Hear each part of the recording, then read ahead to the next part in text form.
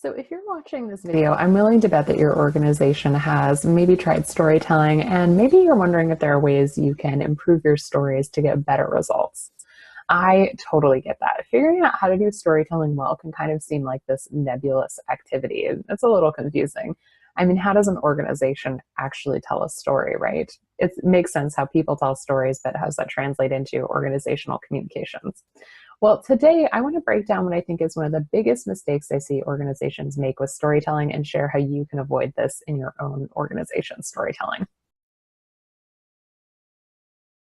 My name is Vanessa Lockshin, and I'm the president of the Storytelling Nonprofit, a consulting and training company that works with nonprofit organizations to help them tell stories that raise money and awareness. I've helped train and teach over 10,000 nonprofit professionals on storytelling. And one of the things that I've learned after teaching this many people about storytelling is this: you have to identify and know the audience for your story in order to make it an effective story. This is the single biggest mistake I see organizations make time and time again. It's really not enough to say that your donors or your external community are the audience for that storytelling. That's not specific enough, and there's not enough detail in that description to help you connect with them and be able to tell that really compelling story. What I always tell people is that you need to learn more than you think you need to know about your audience in order to tell that really compelling story. It takes a lot of information about your audience to continue to iterate and get to know them and make those strong connections that you tell truly irresistible stories. This means getting to know things like their demographics, their psychographics, their behavior, all of these little details that help you understand who these people are and what their sort of connection is to your organization and how to translate that into a really compelling story. What sort of information makes up their composite? What are their, worldviews, their beliefs, their preferences, their values? All of these details are really instrumental in helping you get a better idea of who your audience is, so that in turn, you can tell better stories. And consistently across the board, this is a mistake I see most organizations make, and it's a really avoidable one.